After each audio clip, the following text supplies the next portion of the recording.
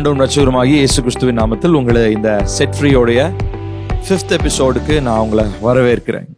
இந்த நாளிலே நம்ம பார்க்க போகிறதான இந்த முக்கியமான காரியம், the school that you should never miss. நீங்கள் தவிர்க்க கூடாத ஒரு பள்ளி அனுபவம். இதுக்கு ஒரு வசனம் வாசிட்டு அதுக்கப்புறம் இதை பத்தி நம்ம வாசிக்கலாம், அதை பத்தி பேசலாம். யோவான் 14:12. யோவான் 14:12. மெய்யாகவே மெய்யாகவே நான் உங்களுக்கு சொல்லுகிறேன், நான் என் பிதாவினிடத்திற்கு போகிறபடியினால் என்னை விசுவாசிக்கிறவன் நான் செய்கிற கிரியைகளை தானும் செய்வான், இவைகளை பார்க்கிலும் பெரிய கிரியைகளையும் அவன் செய்வான்.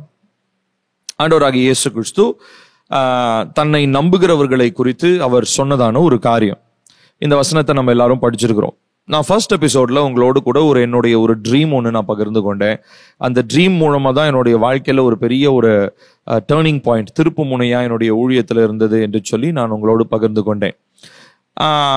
அந்த நாளிலிருந்து ஆரம்பித்து என்னுடைய வாழ்க்கையில பரிசுத்த ஆவியானவருடைய அந்த ஆளுகை, அதாவது ஆவியானவருடைய நடத்திப்புன்னு சொல்றோம் இல்லைங்களா, அந்த காரியத்தை என்னால லிட்டரலாவே என்னால உணர முடிந்தது. அநேக காரியங்கள் வாயிலாக பரிசுத்த ஆவியானவர் என்னை நடத்துவதை என்னால உணர முடிந்தது.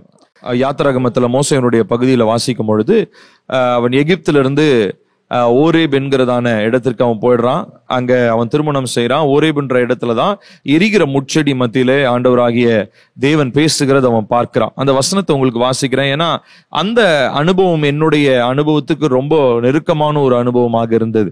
அதனால என்னால ரிலேட் பண்ண முடிஞ்சது. யாத்திராகமம் 3வது அதிகாரம் 3-4 வசனங்கள். அப்பொழுது மோசே, இந்த முட்செடி வெந்து போகாதிருக்கிறது என்ன? நான் கிட்ட போய் அந்த அற்புத காட்சியை பார்ப்பேன் என்றான். அவன் பார்க்கும்படி கிட்ட வருகிறதை கர்த்தர் கண்டார். முட்செடியின் நடுவிலிருந்து தேவன் அவனை நோக்கி, மோசே மோசே என்று கூப்பிட்டார். அவன், இதோ அடியேன் என்றான். இங்க நம்ம பார்க்கிறோம், மோசேவுக்கு முதல் 40 வருட அனுபவங்கள் அரண்மனையில் இருந்தது.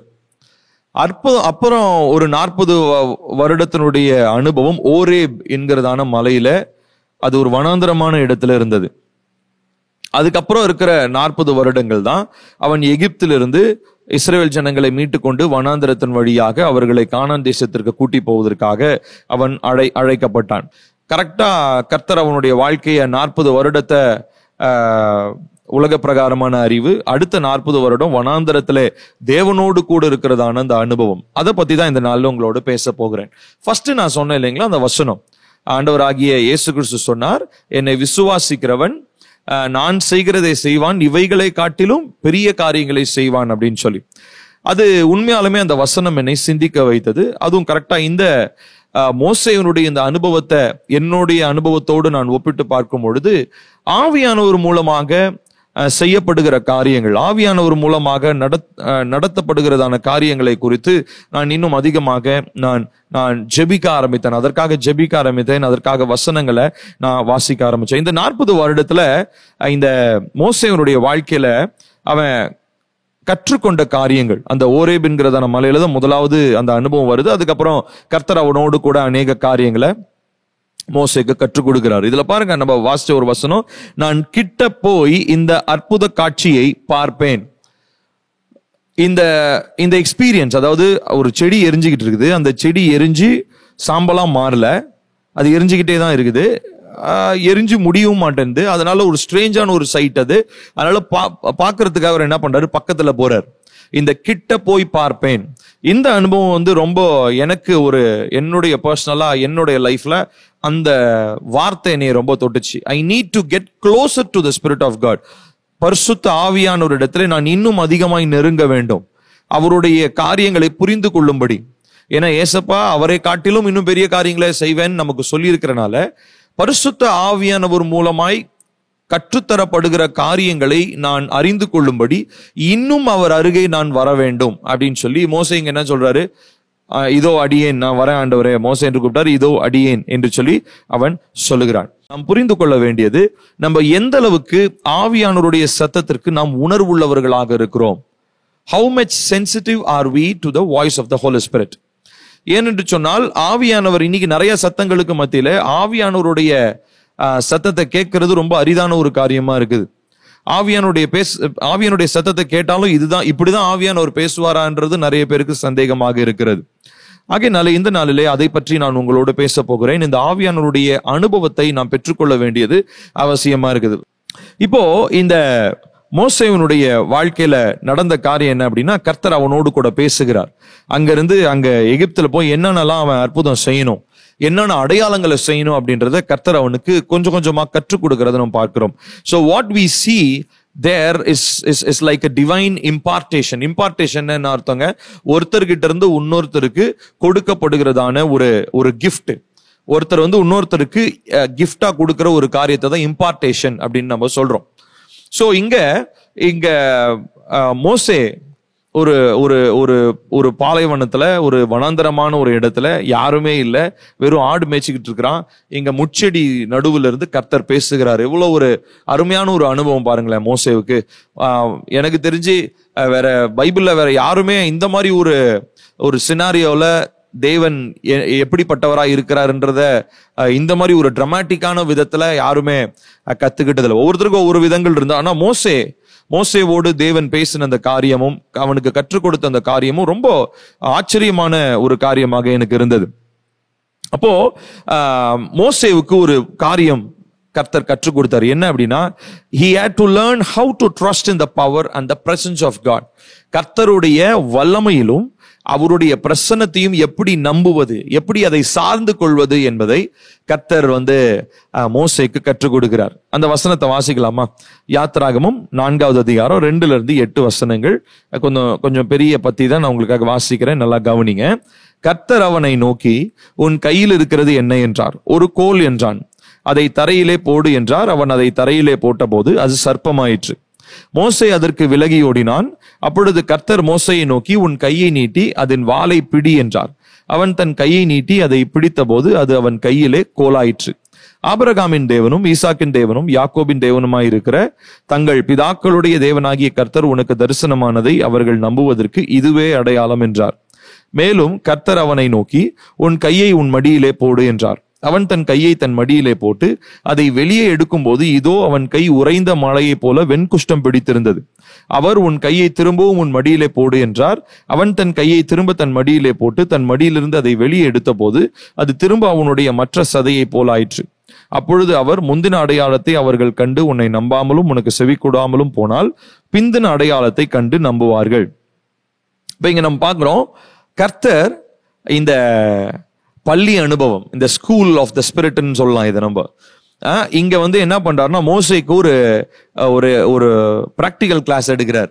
ஸோ முதலாவது ஒரு கோலை போட்டு அதை பாம்பாக மாற்றுகிறார். அதற்கப்புறம் திரும்ப அந்த பாம்பினுடைய வாலை பிடித்தவொன்னு அது கோலாக மாறிடுச்சு. அடுத்தது அவனுடைய கையை எடுத்து, அவனுடைய பெரிய அங்கி மாதிரி போட்டிருந்திருப்பான் இல்லைங்களா, அதுக்குள்ள கையை வைக்க சொல்றாரு. உள்ள வச்சுட்டு எடுத்தா குஷ்டம் பிடித்த மாதிரி இருக்குது. திரும்ப வைக்கிறான், வச்சுட்டு எடுக்கும் போது நார்மலா அது மாறிடுச்சு. இதெல்லாம் இன்ஸ்டன்ட் ஃபியூ செகண்ட்ஸ் கூட இல்ல, உடனே நடக்கிறது. ஒரு மில்லி செகண்டுக்குள்ள நடக்கிற காரியங்கள். இதெல்லாம் ஏதோ ரொம்ப நாள் கழிச்சு நடந்த காரியம் இல்ல. இப்போ இது எல்லாமே என்னன்னா பிராக்டிக்கலா கர்த்தருடைய வல்லமை இவ்விதமாக செயல்பட முடியுமா அப்படின்றத. ஏன்னா இதுக்கு முன்னாடி எல்லாம் கர்த்தர் செயல்பட்டது எல்லாமே மோசே எப்படி கேள்விப்பட்டிருப்பாரு? அதுக்கு முன்னாடி தோரா கிடையாது, 5 ஆகமங்கள் கிடையாது. ஏன்னா மோசே தான் முதலாவது, அது இஸ்ரவேல் கோத்திரத்திலேயே, இஸ்ரவேல் வம்சத்திலேயே எழுத படிக்க தெரிஞ்ச ஆளியாரு மோசேதான் அந்த 5 ஆகமங்களை எழுதினாருன்னு நமக்கு தெரிய வருகிறது. சோ இதுக்கு முன்னாடி இவர் கேள்விப்பட்டதெல்லாம் வெறும் காதால கர்த்தர் எப்படிப்பட்ட மகத்துவங்களை தன்னுடைய முற்பிதாக்களுக்கு செய்தார் என்பதை வெறும் காதால கேட்டிருக்கிறார், அவ்வளவுதான். ஆனா இப்போ லிட்டரலா தன்னுடைய கண்களுக்கு முன்பதாக கர்த்தரால என்ன செய்ய முடியும், கர்த்தருடைய வல்லமையினால எதை சாதிக்க முடியும்ன்றத ஒரு சின்ன ஒரு அடையாளமாக கர்த்தர் இங்க காண்பிக்கிறத நம்ம பார்க்கிறோம். இப்போ கர்த்தர் இது என்னன்னு சொல்றாரு மோசே கிட்ட, இதுதான் உனக்கு ஜஸ்ட் ஒரு அடையாளம். என்னத்துக்காக? யூ ஹேவ் டிவைன் அக்கம்ப்ளிஷ்மெண்ட்ஸ், நீ தெய்வீக காரியங்களை நீ நிறைவேற்றுவதற்காக உனக்கு அற்புத அடையாளங்களாக நான் இதை கொடுக்கிறேன் அப்படின்னு சொல்லி கர்த்தர் தருகிறத நம்ம பார்க்கிறோம். சோ இதே போலதான் இந்த இன்னைக்கு இருக்கிறதான நாட்களிலும் சபை, அதாவது அப்போஸ்தலர் நாட்கள்ல இருந்து ஆரம்பித்து இன்னைக்கு வரைக்கும் சபை என்று சொல்லப்படுகிறதான நீங்களும் நானும், நம்ம எல்லாருடைய வாழ்க்கையிலுமே கர்த்தரால இவ்விதமான அடையாளங்களை அற்புதங்களை செய்ய முடியுமா? அதே தேவன் தான் இன்னைக்கு நம்ம ஆராதிக்கிறோம், செய்ய முடியும். ஆனா எதற்காக? எதற்காக அவர் அற்புத அடையாளங்களை செய்யணும்? ஏன்னா அங்க அற்புத அடையாளங்களை செஞ்சு எகிப்திலிருந்து இஸ்ரவேலர்களை வெளியே கொண்டு வருவதற்கான ஒரு தெய்வீக நோக்கத்தோடு கர்த்தர் அந்த அற்புத அடையாளங்களை மோசேக்கு கொடுத்தார். ஆனா இன்னைக்கு நமக்கு எதற்காக இது தேவைப்படுகிறது? இது இன்னைக்கு இதை நம்ம எப்படி புரிஞ்சுக்க கூடாது அப்படின்னா, ஏதோ சர்ச்ல வந்து மேஜிக் பண்ற மாதிரி அற்புத அடையாளம் செஞ்சு குருடனை கண்ணு தெரிய வைக்கிறது, முடவனை நடக்க வைக்கிறது, செவிடனை காது கேட்க வைக்கிறது, இது வந்து ஏதோ சர்ச்ல வந்து மேஜிக் ட்ரிக்ஸ் நடத்துறதுக்காக கிடையாது. கர்த்தர் அதற்காக சர்ச்ல சபையின் வாயிலாக உங்களையும் என்னையும் கொண்டு கர்த்தர் தெய்வீக அக்கம்ப்ளிஷ்மெண்ட்ஸ் நிறைவேற்றக்கூடிய காரியங்கள், தெய்வீக நிறைவேறுதல்களை கர்த்தர் வைத்திருக்கிறார். இந்த அக்கம்ப்ளிஷ்மெண்ட்ஸ்க்காக தான் அடிப்படையாக கர்த்தர் என்ன பண்றார்? நமக்கு இந்த கர்த்தருடைய வல்லமையை நமக்கு அவர் கொடுக்கிறார், அற்புத அடையாளங்களை அவர் நமக்கு கொடுக்கிறார். சோ அப்போஸ்தலர் 2 இருந்த மாதிரியே அப்போஸ்தலர் 2வது அதிகாரத்துல வாசிக்கிறோம் இல்லைங்களா? பரிசுத்த ஆவியினுடைய அபிஷேகம் அவர்கள் மேல் ஊற்றப்பட்டது, பரிசுத்த ஆவியானவர் அவர்கள் மேல் வந்தார். அதுக்கப்புறம் அப்போஸ்தலர்கள் எப்படிலாம் ஊழியம் செஞ்சாங்க அப்படின்லாம் நம்ம பாக்குறோம். ஆனா இன்னைக்கு நம்ம இருக்கக்கூடிய பிரச்சனை, இப்ப 2வது விஷயம், நம்ம முதலாவது பேசிட்டேன், கர்த்தர் எப்படி மோசேவுக்கு வழி நடத்தினார், எதற்காக அது கொடுக்கப்பட்டது என்று சொன்னால் அற்புத அடையாளங்களும் கர்த்தருடைய வல்லமையும் எதற்காக கொடுக்கப்படுகிறது? டிவைன் அக்கம்ப்ளிஷ்மெண்ட்ஸ், தெய்வீக நிறைவேறுதல்களுக்காக, கர்த்தருடைய சித்தத்தை வெளிப்படுத்துவதற்காக, தேவனுடைய ராஜ்யத்தை விரிவாக்கம் செய்வதற்காக தான் இது கொடுக்கப்படுகிறது. இது வந்து ஒரு என்ன சொல்றது, ஒரு பந்தா பண்றதுக்கோ ஒரு லக்ஸுரிக்காகவோ இல்லை என்று நான் எங்க தேவன் யாருன்னு நான் உனக்கு நிரூபிச்சு காட்டுறேன் பாரு அப்படின்னு மத்தவங்க முன்னாடி சவால் விட்டு காமிக்கிறதுக்காகவோ இது கிடையாது. சோ அற்புத அடையாளங்களை எதற்காகன்றதை நம்ம முதலாவது புரிஞ்சுக்கணும். அப்பதான் தேவனுடைய அபிஷேகத்தை நம்ம புரிஞ்சு கொள்ள முடியும். இப்ப 2வதா இருக்கக்கூடிய பிரச்சனை என்னன்னு சொல்லி பாத்தீங்கன்னா, இப்ப இந்த மாதிரி எல்லாம் தேவனால செய்ய முடியுமா அப்படின்னா அந்த கேள்விக்கு பதில் என்ன? கண்டிப்பா செய்ய முடியும். ஆனா நம்மளால இந்த மோசே மாதிரி அந்த அனுபவத்துக்குள்ள போக முடியாத அளவிற்கு நம்மளுடைய வாழ்க்கையில ஒரு பிரச்சனை இருக்குது. அந்த பிரச்சனை தான் நான் 2வதா நான் பேச விரும்புகிற காரியம். அது என்னன்னு பாத்தீங்கன்னா ஸ்பிரிச்சுவல் பிளைண்ட்னஸ், ஆவிக்குரிய குருட்டாட்டம் அப்படின்னு சொல்லி நம்ம சொல்றோம். கர்த்தர் நமக்கு வெளிப்படுத்தக்கூடிய காரியங்கள், அநேக காரியங்கள் நம்ம கண்ணு முன்னாடியே இருந்தாலும் நம்மளால என்ன பண்ண முடியல? அவர் வெளிப்படுத்துகிற காரியங்களை இந்த மாம்ச கண்ணுல பாக்குறோம், ஆனா ஆவியின் கண்களினாலே ஒரு சில காரியங்களை நம்மளால பார்க்க முடியவில்லை. அதுக்கு ஒரு வசனத்தை நான் உங்களுக்கு வாசிச்சு நியூ டெஸ்டமெண்ட்ல இருந்து ஒரு எக்ஸாம்பிள் சொல்றேன். லூக்கா 4வது அதிகாரம் 18 இருந்து 19 வசனத்தை வாசிக்கலாமா? லூக்கா 4வது அதிகாரம் 18 இருந்து 19. கர்த்தருடைய ஆவியானவர் என் மேல் இருக்கிறார், தரித்திரருக்கு சுவிசேஷத்தை பிரசங்கிக்கும்படி என்னை அபிஷேகம் பண்ணினார், இருதயம் நறுங்குண்டவர்களை குணமாக்கவும், சிறைப்பட்டவர்களுக்கு விடுதலையும், குருடருக்கு பார்வையும் பிரசித்தப்படுத்தவும், நொறுங்குண்டவர்களை விடுதலையாக்கவும், கர்த்தருடைய அனுக்கிரக வருஷத்தை பிரசித்தப்படுத்தவும் என்னை அனுப்பினார். இப்போ ஜீசஸ் வந்து முதல்ல தன்னுடைய சொந்த ஊர்ல போய், அந்த சொந்த ஊர்ல இருக்கிறதான தேவாலயத்துக்குள்ள போய் என்ன பண்றாரு? ஒரு பைபிள் ரீடிங் பண்றாரு. பைபிள் ரீடிங் பண்ணிட்டு அவர் என்ன பண்றாரு அப்படின்னு சொல்லி சொன்னா, அவர் ஒரு வேர்டை சொல்றாரு. அது வரைக்கும் அவர் ரீட் பண்ணது பிரச்சனை கிடையாது. அவரு என்ன சொல்றாருன்னா, அந்த வார்த்தை இன்றைக்கு நிறைவேறினது. இந்த சாப்டருடைய கடைசி ஒரு 2-3 வேர்ஸ் கீழே தள்ளி பாத்தீங்கன்னா என்ன சொல்றாருன்னா, இந்த வார்த்தை இன்னைக்கு உங்க முன்னாடி நிறைவேறினுச்சு அப்படின்னாரு. இப்போ மக்களால அதை நம்ப முடியல. இன்ஃபேக்ட் 22ஆம் வசனத்துல பாருங்க, எல்லாரும் அவருக்கு நற்சாட்சி கொடுத்து அவருடைய வாயிலிருந்து புறப்பட்ட கிருபையுள்ள வார்த்தைகளை குறித்து ஆச்சரியப்பட்டு, இவன் யோசேப்பின் குமாரன் அல்லவா என்றார்கள்.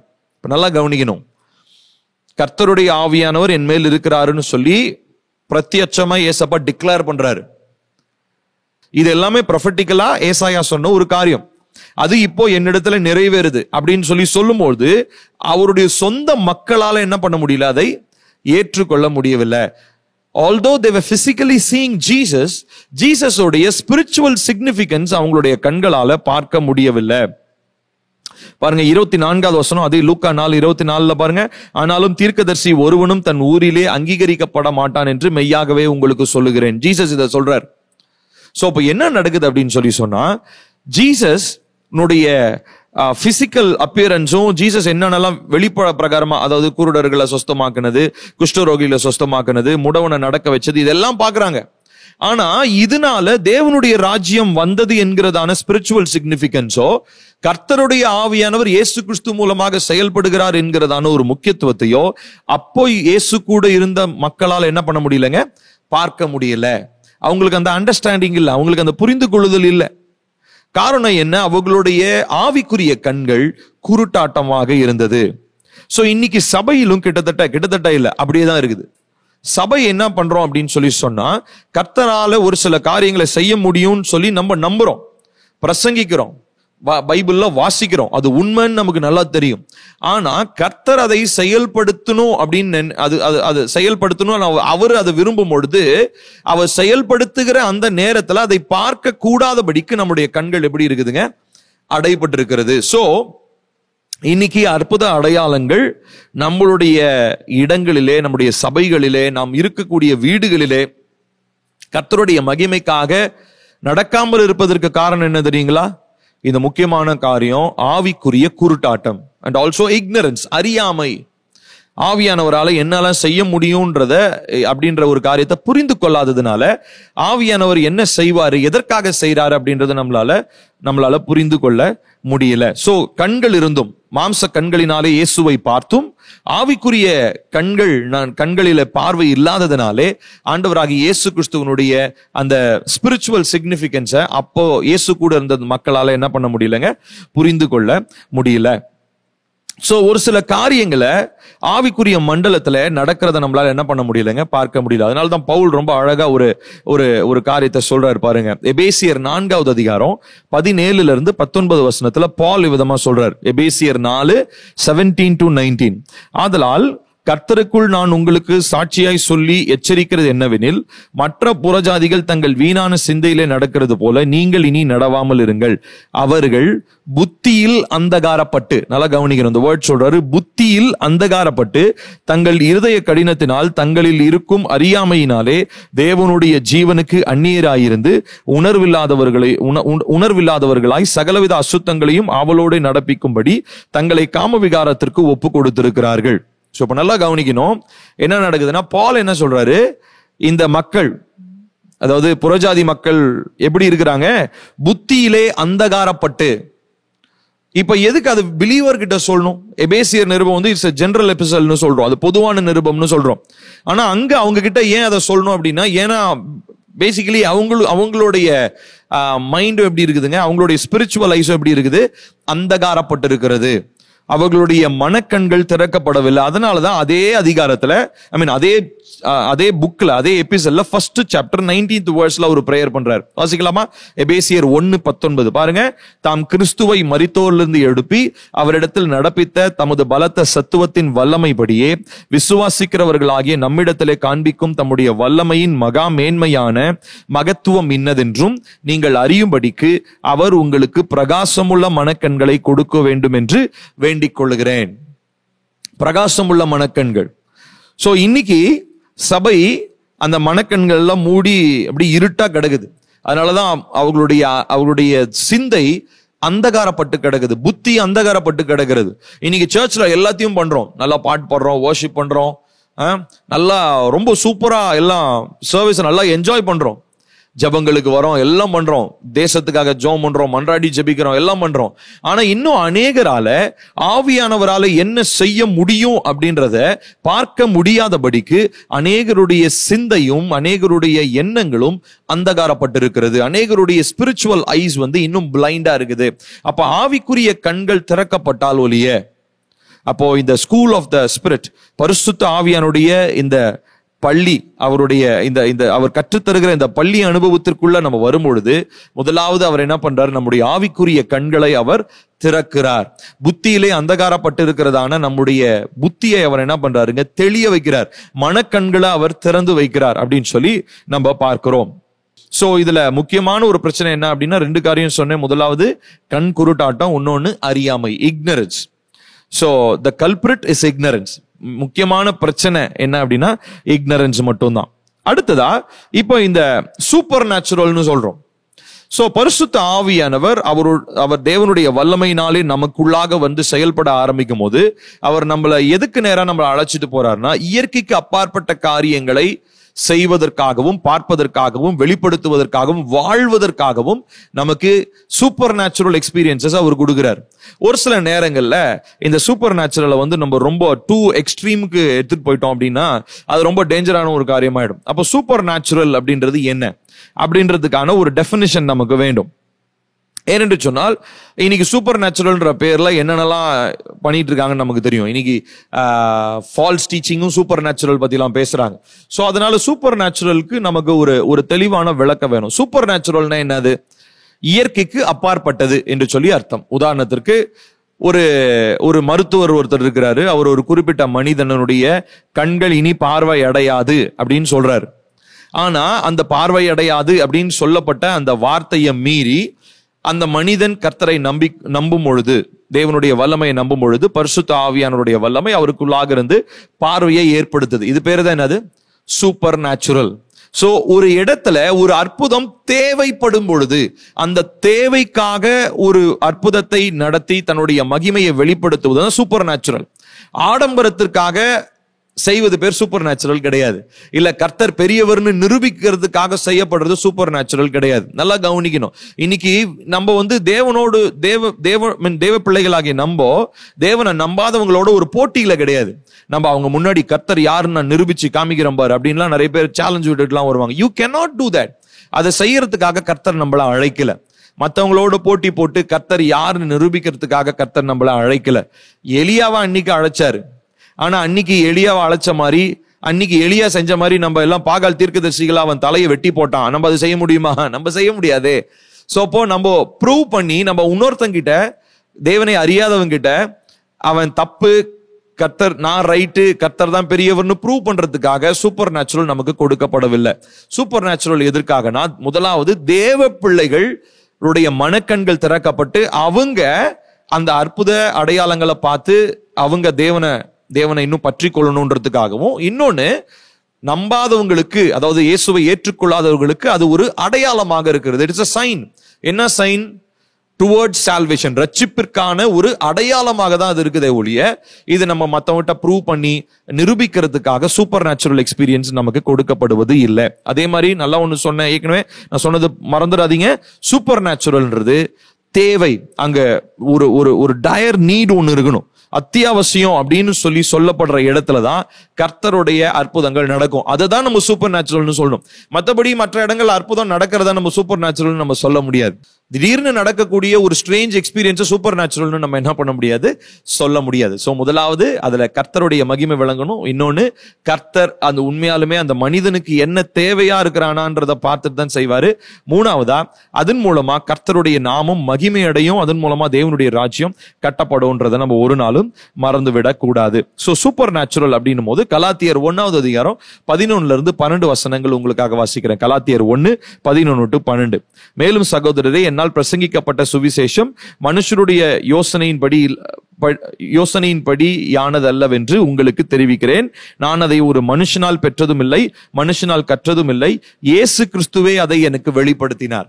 இங்க ரெவலேஷன், இந்த சூப்பர் நேச்சுரல்ன்றது பாலுக்கு எப்படி இருந்ததுங்க? பால் ஜீசஸ் கிட்ட நேரா உட்காந்து பேசின மனுஷனா இல்ல. அப்ப பாலுக்கு எப்படி ஜீசஸை பத்தி இவ்வளோ ரெவலேஷன் கிடைச்சது? அவர் மகிமையின் நம்பிக்கையா எனக்குள் வாசம் பண்ணுகிறார், இதுதான் ரகசியம், இதெல்லாம் எப்படி பேசுறாரு அவரு? ஏன்னா அவருக்கு ஹோலி ஸ்பிரிட் மூலமா தான் ஜீசஸை பத்தி ஹோலி ஸ்பிரிட் மூலமா ரெவலேஷன் தான் அவரு இந்த நிருபங்கள், அநேக நிருபங்கள் எழுதுவதற்கு காரணமா இருக்குது. ஆனா இப்ப மத்தேயு, மார்க்கு, லூக்கா, யோவான் இவங்கெல்லாம் டைரக்டா ஜீசஸோட என்கவுண்டர் பண்ணவங்க. ஒன்னு ஜீசஸோட என்கவுண்டர் பண்ணவங்க. இப்ப லூக்காலாம் ஜீசஸ் என்கவுண்டர் பண்ணல, பட் இயேசுவை பற்றி கேள்விப்பட்டதை தீர விசாரிச்சு எழுதியிருக்கிறார். ஆனா பால் அப்படி கிடையாது. பால் ஜீசஸை மீட் பண்ணவே இல்லை. சோ அவரு என்ன பண்றாரு? அவரு பரிசுத்த ஆவியினுடைய வெளிப்பாடுகளினாலே தான், so out of supernatural experiences தான் பால் என்ன பண்றாரு? அவருடைய மொத்த நிருபங்களையும் அப்படிதான் அவர் எழுதியிருக்கிறார். சோ சூப்பர் நேச்சுரல் எக்ஸ்பீரியன்சஸ் நம்ம மறுத்துட்டோம்னு சொல்லி சொன்னா பரிசுத்த ஆவியானவருடைய அந்த வழி நடத்துதல நம்ம என்ன பண்ண முடியாதுங்க, நாம் பெற்றுக்கொள்ள முடியாது. சோ அடுத்ததா இந்த ஸ்கூல்ல இருக்கிறதான ஒரு டீச்சரை பத்தி நான் சொல்ல போறேன். முக்கியமான ஒரு டீச்சர். இது என்ன அப்படின்னு பாத்தீங்கன்னா அபிஷேகம். Anointing is the primary teacher in the school of the Holy Spirit. அபிஷேகம் என்பதுதான் பரிசுத்த ஆவியானவருடைய இந்த பள்ளி அனுபவத்துல ரொம்ப முக்கியமான ஒரு ஆசிரியராக இருக்கிறார். அதற்கு ஒரு வசனம் வாசிக்கலாமா? 1 யோவான் 2வது அதிகாரம் 27வது வசனம். 1 யோவான் 2வது அதிகாரம் 27வது வசனம் வாசிக்கலாம். நீங்கள் அவராலே பெற்ற அபிஷேகம் உங்களில் நிலைத்திருக்கிறது, ஒருவரும் உங்களுக்கு போதிக்க வேண்டுவதில்லை. அந்த அபிஷேகம் சகலத்தையும் குறித்து உங்களுக்கு போதிக்கிறது, அது சத்தியமாய் இருக்கிறது, பொய்யல்ல. அது உங்களுக்கு போதித்தபடியே அவரில் நிலைத்திருப்பீர்களாக. இப்ப கவனிக்கணும், என்னதுன்னா இங்க யோவான், அப்போஸ்தலனாகிய யோவான் சொல்றாரு, இந்த டீச்சர், இவர் பேர் என்னது? அபிஷேகம். அபிஷேகம் உங்களில் நிலைத்திருக்கிறது, ஒருவரும் உங்களுக்கு போதிக்க வேண்டுவதில்லை. அந்த அபிஷேகம் சகலத்தையும் குறித்து உங்களுக்கு போதிக்கிறது. நல்லா கவனிக்கணும். அது வந்து ஒரு வித்தியாசமான ஒரு காரியம். சோ அனாயிண்டிங்னா ஃபர்ஸ்ட் என்னது இல்லையா? அதுக்கு நம்ம ஒரு டெஃபினிஷன் வைக்கணும். சூப்பர் நேச்சுரலுக்கு ஒரு டெஃபினிஷன் சொன்ன மாதிரி இதுக்கு ஒரு டெஃபினிஷன் சொல்லலாம். என்ன அப்படின்னா, அனாயிண்டிங்னா you are set apart. You are set apart to do something special.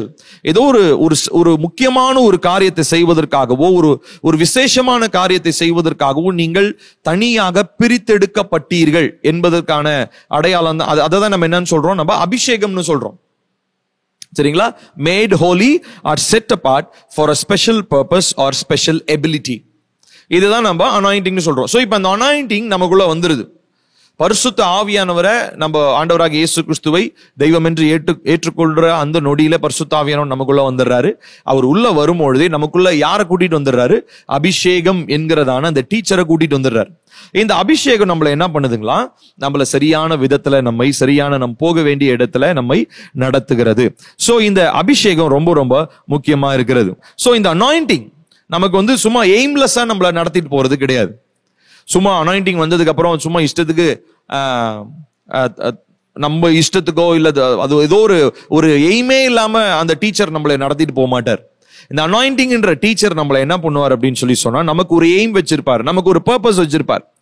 So அந்த பர்பஸ், அந்த எய்ம் இல்லாம நம்மளால என்ன பண்ண முடியாதுங்க? கர்த்தருடைய மகிமையை நம்மளால வெளிப்படுத்த முடியாது. சோ ப்ரொஃபெட்டிக்கல் அனாயிண்டிங் இருக்கும் பொழுது அவங்க வந்து அந்த ப்ரொஃபெட்டிக்கல் அட்டரன்சஸ், தீர்க்க தரிசன வார்த்தைகள் அவங்க சொல்லுவாங்க. ஹீலிங் அனாயிண்டிங் ஒரு சிலருக்கு இருக்கும். அவங்க என்ன பண்ணுவாங்க? அவங்க வியாதியஸ்தர்கள் மேல கையை வைக்கும் பொழுது அவங்க சொஸ்தமாவாங்க. சோ இது எல்லாமே ஒவ்வொருத்தருக்கு அவங்களுடைய அழைப்பிற்கு ஏற்றவாறு அபிஷேகங்கள் கொடுக்கப்படுகிறது. சோ இது எல்லாமே ஃபவுண்டேஷன்ஸ். எப்படி ஒரு ஸ்கூல்ல வந்து ABCD லேர்ன் பண்ணாதான் வார்த்தையை கற்றுக்கொள்ள முடியுமோ, அதே போலதான் இந்த பரிசுத்த ஆவியானவருடைய இந்த பள்ளி அனுபவத்துல நமக்கு முதலாவது டீச்சர் யாருன்னு நமக்கு தெரிஞ்சுக்கணும். அபிஷேகம் அப்படின்றதுதான் ஃபர்ஸ்ட் டீச்சர். இந்த அபிஷேகம் இல்லாம நம்ம என்ன பண்ண முடியாதுங்க? அடுத்து வரப்போகிறதான பரிசுத்த ஆவியானவர் கற்றுக் கொடுக்கிறதான அடுத்து முக்கியமான காரியங்களை நம்மளால கற்றுக்கொள்ள முடியாது. எலிமெண்டரியான பிரின்சிபல்ஸ் இதுதான். அடுத்ததா நம்ம பார்க்கக்கூடிய இன்னொரு முக்கியமான ஒரு காரியம், கடைசியா நான் சொல்லி முடிக்க போறேன். இப்ப ஃபர்ஸ்ட் என்ன சொன்னேன்? ஸ்கூல் என்னன்னு சொன்னேன்? School of the Holy Spirit, பரிசுத்த ஆவியானுடைய பள்ளி அனுபவம். அதுல இருக்கிறதான டீச்சர் யாரு? அனாயிண்டிங். அடுத்ததா இப்போ பள்ளி பருவம், காலேஜ்ல முடிச்சதுக்கு அப்புறம் நமக்கு என்ன தருவாங்கன்னா கிராஜுவேஷன் தருவாங்க இல்லைங்களா? கிராஜுவேஷன் என்னது? பட்டமளிப்பு. சோ இந்த பட்டமளிப்புனா என்னது? சோ இது முடிஞ்சதுக்கு அப்புறம் என்ன நடக்குது? நம்முடைய வாழ்க்கையில ஒரு ஃப்ரூட், கிராஜுவேஷன் ஃப்ரூட்னு சொல்றோம். இது ஒரு கனி ஒன்று வெளிப்பட ஆரம்பிக்கிறது. சோ அப்போ இது ப்ரொக்ரெசிவான ஒரு அனுபவம். ப்ரொக்ரெசிவ்னு என்ன அர்த்தங்க? ஒரு நிலையிலிருந்து அடுத்த நிலைக்கு வளருவது. ஏதோ வந்த உடனே இப்ப நீங்க LKGல போய் ஜாயின் பண்றீங்க, ரொம்ப நல்லா படிக்கிறீங்கன்னு உங்களை டைரக்டா தூக்கி அப்படியே 12வதுல யாரும் உட்கார வைக்க மாட்டாங்க. சோ நீங்க எவ்வளவு அழகா படிச்சாலும், எவ்வளவு பெரிய IQ இருந்தாலும், நீங்க வரிசையா ஒவ்வொரு பள்ளி பருவத்தையும் ஒவ்வொரு ஆண்டையும் நம்ம என்ன பண்ணிட்டு தான் ஆகணும்? பாஸ் பண்ணி தான் ஆகணும். எதுவும் ப்ரொக்ரெசிவ்னு சொல்றோம். அப்படியே நம்ம வளர்ந்து கொண்டே போகிற ஒரு அனுபவம். அதே போலதான் இந்த ஆவியானவர் நமக்கு கற்றுக் கொடுக்கிற காரியங்களிலும் நம்ம ப்ரொக்ரெசிவா நம்ம லேர்ன் பண்ண ஆரம்பிக்கிறோம். இது எல்லாவற்றையும் ஒரே நாள்ல யாராவது ஒருத்தர் ஹோலி ஸ்பிரிட்டை பத்தி புக் எழுதியிருப்பாங்க, அதை பத்தி படிச்சு முழுசுமா தெரிஞ்சுக்கலாம். இல்ல ஒரு 40 நாள் ஃபாஸ்டிங் போட்டு கர்த்தருடைய சமூகத்துல உட்கார்ந்து எல்லாத்தையும் அப்படியே டாப் டு பாட்டம் கரைச்சு குடிச்சிடலாம் அப்படிலாம், அதெல்லாம் வேலைக்கு ஆகாது. சோ அப்படியே நம்ம காத்திருந்தாலும் கர்த்தர் நம்ம அறிந்து கொள்ள வேண்டிய காரியங்களை மாத்திரம் தான் கற்று தருவாரு ஒழிய, முற்றிலுமா நீங்க கிராஜுவேஷன் வரைக்கும் உங்களுக்கு தேவைப்படுற எல்லாத்தையுமே கொண்டு வந்து உங்களுக்கு மண்டையில போட்டு திணிக்க மாட்டார். அப்போ நம்ம இந்த ப்ரொக்ரெசிவான growth, அதாவது முன்னேற்ற பாதையில நோக்கி போகக்கூடிய அந்த வளர்ச்சியில நாம என்ன பண்ணணும்னா ஒவ்வொரு நாளும் நாம் வளர வேண்டியது அவசியமாக இருக்கிறது. அப்போ இந்த நாட்களில இந்த உண்மையான அந்த கனியுள்ள ஒரு வாழ்க்கை, இதுதான் இந்த அபிஷேகத்தினுடைய ஒரு வெளிப்பாடாக இருக்கிறது. சோ அபிஷேகம் வரும் பொழுது முதலாவது நமக்குள்ள அவர் நமக்கு அந்த அபிஷேகத்தை இருக்கிறதான அந்த பரிசுத்த ஆவியானவர் நமக்கு போதிக்கிற காரியம் என்ன தெரியுங்களா? கனி கொடுக்கிறதான ஒரு வாழ்க்கை. A life that reveals God's glory. கர்த்தருடைய மகிமையை வெளிப்படுத்துகிற ஒரு வாழ்க்கையாக இருக்கிறது. சோ என்னென்ன காரியங்கள்லாம் இருக்குதுன்னு சொல்லி நான் முடிக்க போகிறேன். சோ கர்த்தர் நமக்கு இந்த கனியுள்ள வாழ்க்கையை கற்றுக் கொடுப்பதற்கு 5 முக்கியமான காரியங்கள் இருக்கிறது. அதை மாத்திரம் சொல்லி நான் முடிக்க போறேன். முதலாவது இந்த டிசைபிள்ஷிப், இந்த டிசைபிளிங், இதுதான் நம்ம டிசைபிளிங்னு சொல்றோம். எதுங்க? அனாயிண்டிங் நமக்கு கிராஜுவேஷன் ஃப்ரூட்ஸ், அதாவது அந்த கனியை உண்டாக்குவதற்கு நமக்கு ஒரு ப்ராசஸ் இருக்கு. அந்த ப்ராசஸ்ல 5 முக்கியமான காரியங்கள் இன்வால்வ் ஆயிருக்கு. 5 முக்கியமான நபர்னு சொல்லலாம் இன்வால்வ் ஆயிருக்காங்க. அது யார் யாருன்னு பாத்தீங்கன்னா, முதலாவது ஜீசஸ் நம்மளுடைய சிஸ்டம்ல ரொம்ப முக்கியமான அவரு தான் டாப்னு சொல்லலாம். அடுத்ததா பாத்தீங்கன்னா ஏஞ்சல்ஸ், தேவ தூதர்களுடைய என்ன சொல்றது, தேவ தூதர்களோடு கூட இருக்கக்கூடிய எக்ஸ்பீரியன்சஸ், தேவ தூதர்கள் நமக்கு உதவி செய்கிற அனுபவங்கள், தேவ தூதர்கள் நமக்கு முன்பதாக சென்று யுத்தங்களை செய்கிற அனுபவங்கள், இது எல்லாமே ரொம்ப முக்கியமான ஒரு காரியம். அடுத்து மூணாவதா ஃபைவ்ஃபோல்ட் எக்யூப்பர்ஸ்னு சொல்லும் போது 5 வகையான ஊழியங்கள், அதாவது நம்ம 5 வகையான ஊழியங்கள் சபையில் இருக்குன்னு சொல்றாங்களா, ஃபைவ்ஃபோல்ட்னு சொல்றோம். சோ அந்த 5 வகையான ஊழியங்கள். அடுத்து 4வதா நமக்கு முன்பதாக இருக்கிறதான திரளான சாட்சிகள்னு சொல்லும் போது எபிரேயர் 12வது அதிகாரம் 1வது வசனத்துல நம்ம வாசிக்கிறவங்களா, மேகம் போன்ற இத்தனை திரளான சாட்சிகள் நம்மை சூழ்ந்து கொண்டிருக்க. நமக்கு முன்னாடி பரிசுத்தவான்களாய் வாழ்ந்து கர்த்தருக்குள் மரித்தவர்கள், அவங்க எல்லாமே நமக்கு சாட்சியாக இருக்கிறாங்க. அடுத்தது கடைசியா 5வதா பரிசுத்த ஆவியானவர். வரிசையா பரிசுத்த ஆவியினுடைய அபிஷேகம், பரிசுத்த ஆவியினுடைய பள்ளி அனுபவங்கள். அந்த பள்ளியில நம்ம எல்லாரும் ரெஜிஸ்டர் பண்ணணும். நீங்க ஜெபம் பண்ணுங்க. இது இன்னும் ஃபார்ம்லாம் கிடையாது. நீங்க ஆண்டவர் சமூகத்துல நீங்க ஜெபம் பண்ணணும். இப்ப நம்ம எல்லாரும் ஜெபம் பண்ணி முடிக்கலாம் இந்த பாட்காஸ்ட. நம்ம எல்லாரும் என் கூட சேர்ந்து இந்த பிரேயரை நீங்க என்னோட சேர்ந்து பண்ணுங்க. அன்புள்ள தேவனே, உம்முடைய சமூகத்துல நாங்கள் வருகிறோம்ப்பா. இந்த நாளிலே இந்த வார்த்தைகளினாலே நீர் எங்களோடு பேசினதற்காக ஸ்தோத்திரம். ஆவியானவரே, உம்முடைய அந்த அனுபவம், நீர் எங்களுக்கு கற்றுக் கொடுக்கிறதான அந்த இயற்கைக்கு அப்பாற்பட்ட அந்த சூப்பர் நேச்சுரல் எக்ஸ்பீரியன்சஸை அனுபவிக்கக்கூடிய அந்த அனுபவங்கள், அதை பார்க்கும்படி, அதை நாங்கள் மற்றவர்களுக்கு முன்பதாக தேவனுடைய ராஜ்யத்திற்காக பயன்படுத்தும்படி கர்த்தாவே, நீர் எங்களை இந்த நாளிலே உம்முடைய பள்ளியிலே நீங்க சொல்லி தருகிற அந்த அபிஷேகம் என்கிறதான அந்த போதனையாளர் இடத்துல எங்களை நாங்க அட்மிட் பண்ணிக்கிறோம். எங்களை நாங்க இணைத்துக் கொள்றோம். நாங்க லேர்ன் பண்ணணும். பரிசுத்த ஆவியானுடைய அபிஷேகத்தை நாங்க இன்னும் அதிகமா பெற்றுக்கொள்ளணும். இன்னும் அவருடைய ஞானத்தை பெற்றுக்கொள்ளணும். ஒருவேளை எங்களுடைய வாழ்க்கையில இந்த ஆவிக்குரிய குருட்டாட்டம் இருக்குன்னு சொல்லி சொன்னா, கர்த்தாவே, எங்களுக்கு அந்த குருட்டாட்டம் நீங்கட்டும். எங்களுடைய மனக்கண்கள் திறக்கப்படட்டும். நாங்க இன்னும் அற்புத அடையாளங்களை கர்த்தருடைய சமூகத்திலிருந்து நாங்க பெற்றுக்கொள்ளணும். அது மாத்திரமல்ல அப்பா, உம்முடைய நீர் விரும்புகிற கனியை வெளிப்படுத்தும்படியாக கர்த்தர் எங்களுக்கு உதவி செய்வீராக. அப்பா, இந்த நாள்ல இந்த 5 வகையான காரியங்களை பார்த்து நாங்கள் முடிச்சோம். ஆண்டவராகிய இயேசு, தேவ தூதர்கள், இந்த 5 விதமான ஊழியத்தை செய்பவர்கள், மேகம் போன்ற திரளான சாட்சிகள், பரிசுத்த ஆவியானவர், இவங்க எல்லாம் எங்களுக்காக எப்படி இந்த காரியத்திலே எங்களுக்கு உதவி செய்கிறார்கள் என்பதை நாங்கள் பார்த்து நாங்கள் புரிந்து கொண்டோம். ஆகையினாலே அப்பா, நாங்க உம்மோடு கூட இணைந்து இந்த பயணத்துல இன்னும் அதிகமாய் ஆவியின் ஆழங்களை ஆராய்ந்து பார்த்து கற்றுக்கொள்ள, உம்மை நாங்கள் இன்னும் அதிகமா எக்ஸ்பீரியன்ஸ் பண்ண, உங்களை நாங்கள் அனுபவிக்க, மற்றவர்களுக்கு முன்பதாக சாட்சியாக இருக்க உம்முடைய ராஜ்யத்தை கட்ட எங்களுக்கு உதவி செய்யும். எல்லா துதி கன மகிமை உமக்கே செலுத்துகிறோம். இயேசுவின் நாமத்தில் கேட்கிறோம் எங்கள் ஜீவனுள்ள நல்ல பிதாவே. ஆமேன், ஆமேன். அடுத்த எபிசோட்ல நான் உங்களை பார்க்கிறேன். அது வரைக்கும் கர்த்தர் கிருபை உங்களை வழி நடத்தி காத்துக் கொள்வதாக. God bless you.